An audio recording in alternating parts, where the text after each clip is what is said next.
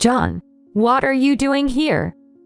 In the middle of the night, feeling that I heard a noise from upstairs, I went up the stairs and bumped into my husband coming out of our daughter's room. He seemed surprised to see me. "Oh, I heard the noise too and went into Emily's room. She was crying because she had a nightmare. So I was comforting her." Would a daughter, who usually keeps her distance from her father at her age, really be comforted by him just because of a nightmare? It was a somewhat unconvincing explanation. After that, my husband's visits to our daughter's room at night became more frequent. Whenever I asked what he was doing, he invariably said that Emily couldn't sleep and wanted him to stay with her. In the morning, my daughter started to yawn constantly and became increasingly groggy due to lack of sleep. And I noticed she seemed to have put on weight around her waist. When I confronted my husband severely, Emily spoke up.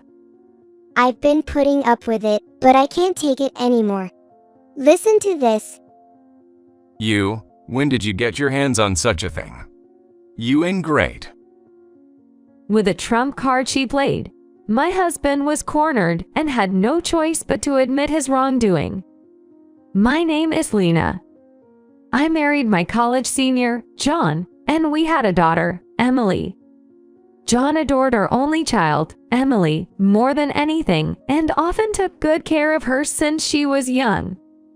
Emily also grew fond of her father and would often go out to the park or other places with John, even when I wasn't around.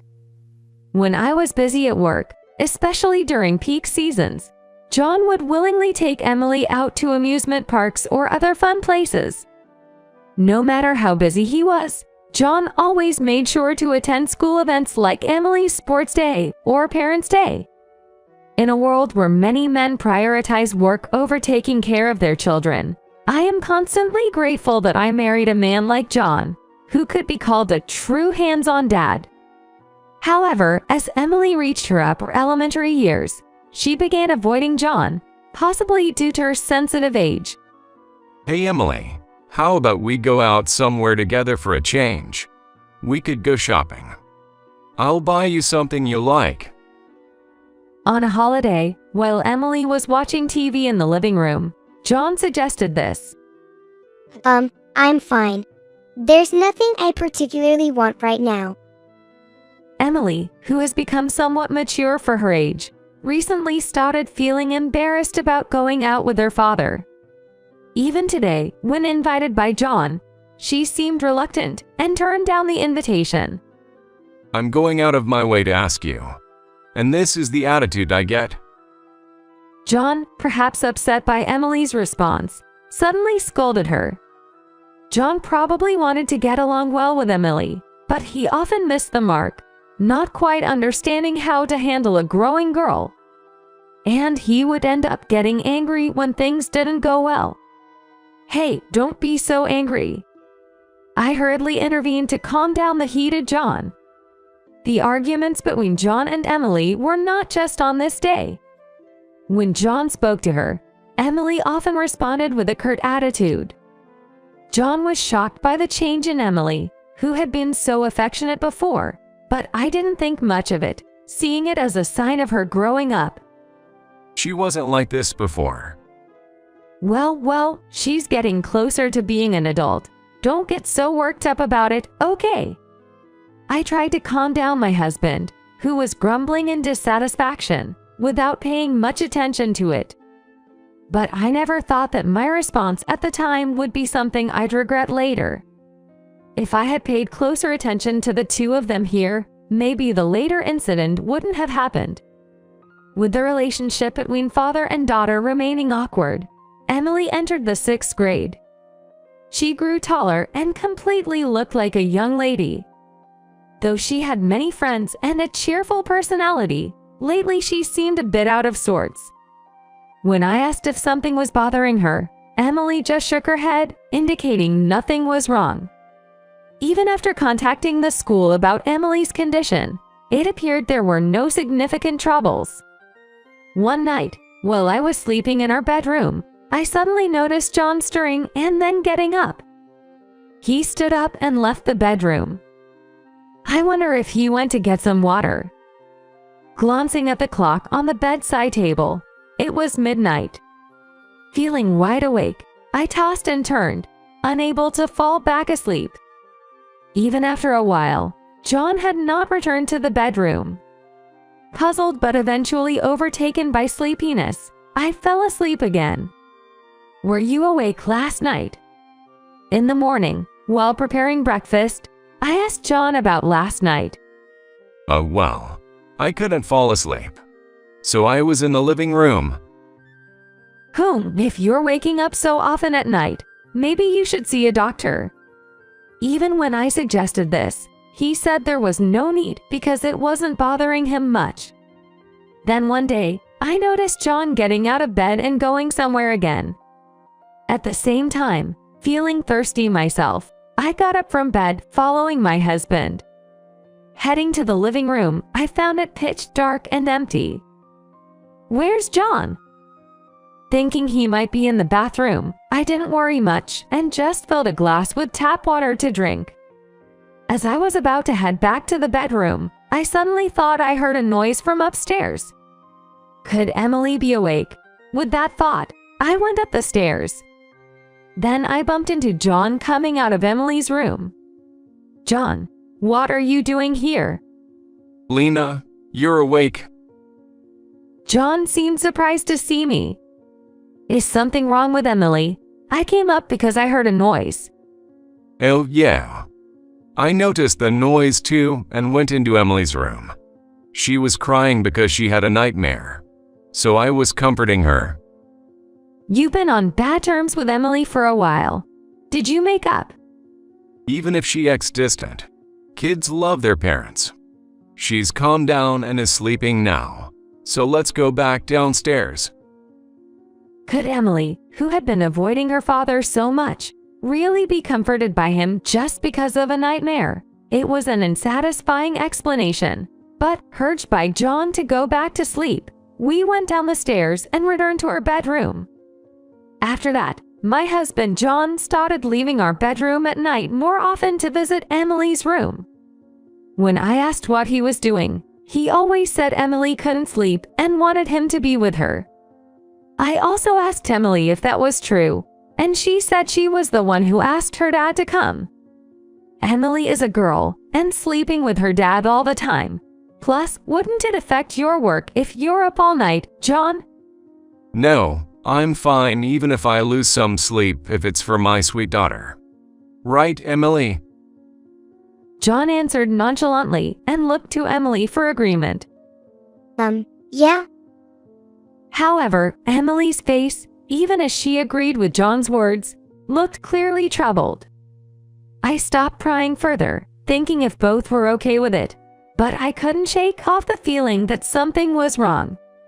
Then, in the mornings thereafter, Emily started yawning incessantly, showing signs of sleep deprivation, and often seemed absent-minded. Even her grades, which used to be top-notch, began to decline, causing concern not just for me but also for her teacher. Hey Emily, is something bothering you? You seem pretty distracted lately. I asked, worried about her health, but Emily just laughed it off, saying, "It's nothing, Mom, you're overthinking it."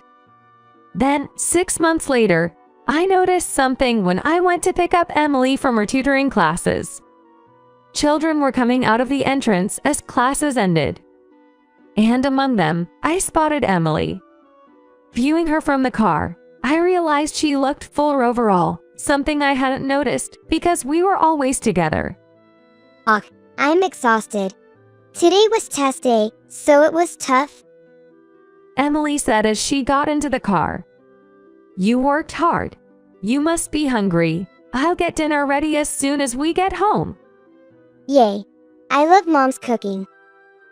Hey, you say the nicest things. Speaking of which, Emily, have you noticed any changes in your figure recently? You seem a bit fuller. At my words, Emily's expression froze for a moment. Yeah, I've gained weight recently, and my skirts and shirts are tight. I've also not been feeling well. Really, I'm sorry, I hadn't noticed at all. It might be something serious. Should we go to the doctor tomorrow? I had noticed she looked a bit absent-minded and sleep-deprived, but it must be serious if it's affecting her body.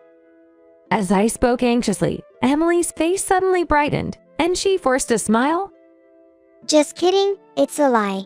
I just wanted to make you worry a bit. Maybe I'm just tired. It's really nothing. Forget about it. My daughter's attempt to dismiss her previous statements only made me more anxious. Could it be? Emily's clearly unnatural behavior made me feel like I understood the cause of the unease that had been building up. When we arrived home, I found John just as he was angrily ending a phone call.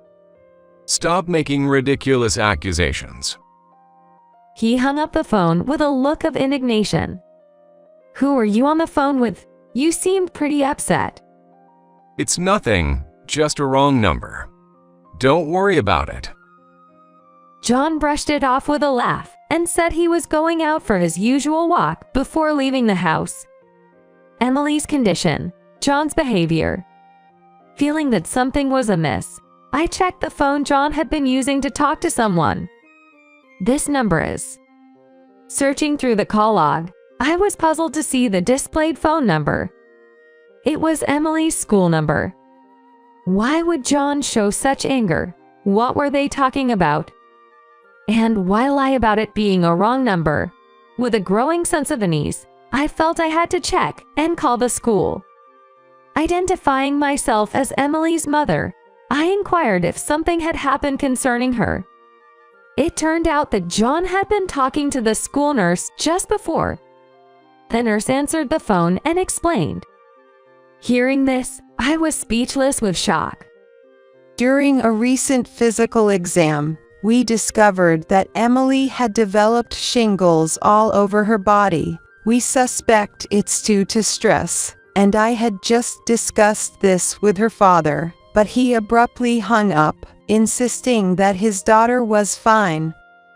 The nurse's tone was quite urgent. Despite this, why did John adamantly deny it? His unusual behavior made me suspect that the changes in Emily's health might be connected to him. I knew I had to uncover the truth immediately. Thinking this, I made a request to the school nurse. She agreed to help, considering it was for Emily's sake. I'm home. We need to talk. What's with that serious face? John, oblivious to my grave demeanor, just chuckled. The person you were talking to earlier was the school nurse, right? Why did you lie about it being a wrong number? John looked startled, probably not expecting me to call the school back. Well, you see, you worry too much. I heard the story, and it wasn't anything serious, so I didn't bother telling you. Nothing serious? How can you be so sure? Emily is clearly healthy. Saying she's sick is just a baseless accusation. John became defensive and argued back at my words. Baseless? Emily is showing signs of stress on her body. Don't you have any idea why her health might be changing? That's a baseless accusation. I don't know anything. Emily isn't saying anything either. Not saying anything? Who's been threatening her to keep quiet? I talked to Emily about everything while you were out for a walk. Pretending not to know won't help anymore. After hearing about Emily's condition from the school nurse, I immediately talked to Emily. At first, Emily was tight-lipped, but after I gently persuaded her, she tearfully confessed. Emily had been coerced by John to sleep in the same bed with him at night. Although it might be different when she was younger, Emily is now in the 6th grade. For a girl her age, it's naturally uncomfortable to be forced to sleep with a man, even if he is her father. Initially, Emily resisted. But John shouted that it was bad parenting on my part if a daughter wouldn't listen to her father, and he threatened to divorce me and kick me out of the house if Emily didn't obey. Not wanting me to be driven out, Emily reluctantly complied with John's demands. However, just the thought of sleeping next to John made it hard for her to breathe, resulting in stress-induced shingles all over her body. The symptoms of shingles include pain throughout the body, making it difficult for her to sleep. And when she did manage to fall asleep, she'd often wake up to dreams of her father yelling at her. The reason Emily looked drowsy and distracted all the time was that she couldn't get proper sleep. Emily revealed that to alleviate her stress, she had been getting up at night and secretly eating food from the refrigerator. That's probably why her body shape changed so suddenly. Did you spill everything? I told you not to tell anyone. While yelling, John tried to grab Emily. I quickly jumped in front of Emily to protect her. I won't let you touch her. Stop hurting her anymore. Hurting? So exaggerated, huh? I didn't anything sketchy. Just sleeping together represents only a physical affection. What's the issue with a father sleeping with his daughter? Emily clearly didn't like it. She's showing physical signs of stress, and you still force her. To think that someone who ignores his daughter's feelings could be a father is laughable. I can't continue with you anymore. Overwhelmed by his selfishness, I lashed out in anger, and John began to panic. Oh no, please forgive me. He seemed to realize the gravity of the situation now, but it was too late. I could never forgive John for hurting our daughter. I won't forgive you. The only thing you can do is disappear from Emily and my life. No, it's not like that. I just wanted Emily to be as affectionate with me as she used to be. Don't abandon me. John collapsed to the floor, sobbing. Emily and I looked down on his pitiful figure with cold eyes. After hearing more about it, John said he felt inferior every time he saw other fathers at school events bonding well with their children, wondering why his daughter was rejecting him. She used to be such a sweet, obedient girl, always following me around, calling me dad. And then she suddenly became cold, which made me feel lonely. Focusing only on yourself and ignoring your child's feelings. Are you even a father? A girl distancing herself from her father is a sign of growth. It's natural to feel lonely, but you're supposed to endure it and keep watching over her. John started believing that Emily's rejection of him was because of her mother's poor upbringing, justified himself as wanting to correct the wrong education, and pressured her to sleep together at night. He probably thought spending the night together would return them to the close father-daughter relationship they used to have. Initially, John was facing his own stresses at work, being held accountable for problems by his boss, and dealing with young subordinates who wouldn't follow instructions. He lamented that other employees were bad-mouthing him behind his back, and confessed he sought solace in his interactions with Emily. I was utterly appalled by his selfish reasoning. I understand you were stressed from work, but to alleviate that stress by pushing our daughter to the point of making her sick, that's unforgivable. It's just a form of parent-child bonding. Admittedly, it might have been a little embarrassing, but that's exaggerated to be called it as a stress. Still saying that? Fine, let's have a third party explain what Emily's condition really is. Saying this, I picked up my smartphone and made a call. Shortly after, the doorbell rang. I welcomed that folks in and led them to the living room. Hey, what do you think you're doing? Just waltzing into someone's house like that? The person I had called was the school nurse, who had been waiting nearby to explain Emily's condition. As planned, the nurse arrived accompanied by staff from Child Protective Services. Emily is clearly showing signs of stress, a cry for help. The nurse stated firmly to John. That's an exaggeration. Anyone can get shingles. It's just a sign of being a little rundown. Despite the nurse's explanation about Emily's shingles, John consistently claimed, "It's not my fault." Before such a stubborn John, Emily stepped forward with a determined look. having decided something while watching the situation unfold. Being threatened to drive mom out. I've endured it until now, but I can't take it anymore. Listen to this. Emily pulled out her smartphone and started operating it. Then John's voice began to play from the smartphone. Just like she said, that was an audio recording of threatening, telling her he would get me out of the house unless she slept with him. What? How did you get that? Trying to frame me, you ingrate. John, not expecting Emily to have recorded the conversation, started to panic and berate her. But no matter how much he denied it, there was no escaping the truth now.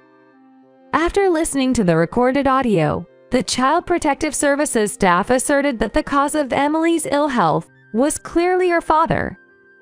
Being told by a third party that he was the cause, John was shocked into silence.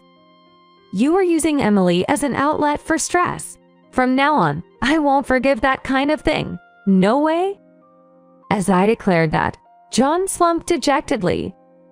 That night, Emily was temporarily taken into the care of Child Protective Services. Leaving Emily with the school nurse and the CPS staff, I was left alone in the house with John. I reiterated my demand for divorce to John. Hey, reconsider this whole divorce thing, will ya? I admit I may have pushed her despite her reluctance, and I'm reflecting on it. So, I'm gonna turn over a new leaf from now on. No matter how much you resist, the divorce is final. Do you think Emily wants to live with you after all this? Neither Emily or I can continue with you. No, I refuse. I will never allow a divorce. Despite my explanations, John refused to accept the divorce until the very end. This conversation is just going to stay at an impasse if we continue like this. Realizing we were getting nowhere, I declared that we would proceed with the divorce through a lawyer. As I packed my things, John tried to stop me, but I brushed him off and left the house. I couldn't bear sharing the same air with him any longer. I decided to stay at a hotel for the night and planned to pick up Emily from the child services the next morning. John called many times after that, but I continued to ignore his calls. There was no point in talking to someone so unreasonable. I blocked John's number. Eventually, he kept resisting the divorce, and we had to hire a lawyer to proceed with the negotiations. With this school nurse's testimony and the recognition of John's repeated harassment of Emily, the divorce was finally granted. Of course, I won custody of Emily. John stubbornly insisted on visitation rights, but when I threatened to demand a substantial amount of alimony, he reluctantly gave up. I heard through the grapevine that John remained in the house we left, but the shock of the divorce seemed to drain his will to work, leading to his dismissal from the company after continued absenteeism. He reportedly lived a disordered life until he could no longer pay for utilities, resulting in a cut-off of services, and eventually, he had to sleep in public parks out of necessity. While I pity John's situation, considering what he did to Emily, I cannot forgive him even now after the divorce. I will likely never see John again. As a single mother, life with Emily began anew. Freed from John, Emily slowly regained her former cheerfulness. Now she's immersed in French pop culture with her friends, even aspiring to study in France, focusing on learning the language, and has finally returned to her bright self, which brings me great relief. Though challenges lie ahead, I'm committed to raising my precious daughter and protecting her smile. That's the vow I made to myself.